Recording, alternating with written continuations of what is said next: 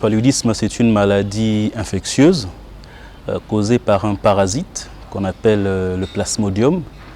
Il y a plusieurs types de plasmodium. C'est lui le microbe du paludisme, pour être plus clair par rapport à ceux qui nous suivent.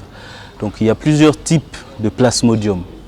Et le plasmodium qu'on retrouve le plus chez nous, c'est le falciparum. C'est lui le plasmodium qui y est retrouvé le plus chez nous, ici au Congo, et qui transmet ou qui cause la maladie appelée paludisme. On a observé que depuis les 2 dernières décennies, il y a 50% des cas des cas de paludisme en moins dans le monde. C'est-à-dire la moitié des cas par rapport aux années 2000. Aujourd'hui, nous sommes en 2022, les cas ont diminué de moitié. Ça, c'est la situation générale dans le monde. Mais malheureusement, la situation au Congo est plutôt paradoxale. Nous avons plutôt une tendance à l'augmentation.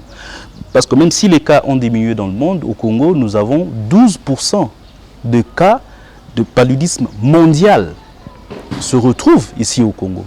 Donc plus de 10% de tous ceux qui souffrent de la maladie du paludisme sont au Congo. Et dans la région de l'Afrique centrale, c'est plus de la moitié.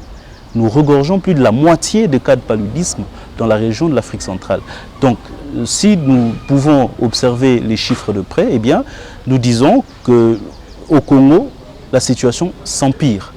Mais dans le monde, la situation s'améliore de manière générale. Le message que moi j'adresse à la population, c'est que premièrement, le paludisme est transmis par un moustique qu'on appelle l'anophèle femelle. Donc il faut d'abord que la population elle-même lutte contre le moustique, en se protégeant contre le moustique. Ça commence par la salubrité de là où on habite, parce que le moustique a besoin d'eau pour pouvoir déposer ses œufs et les faire éclore.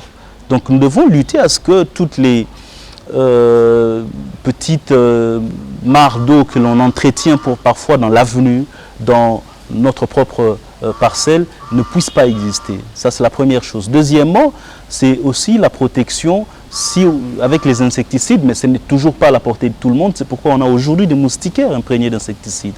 Donc l'usage de moustiquaires imprégnés d'insecticides aide justement à lutter efficacement contre le paludisme. Et ça, c'est la responsabilité de nos populations, parce que ces moustiquaires ne sont pas vendus, elles sont distribuées gratuitement, mais généralement, ce qu'on constate très souvent, c'est que ces moustiquaires sont mises dans les placards au lieu d'être utilisées pour lutter contre les moustiques qui transmettent la maladie.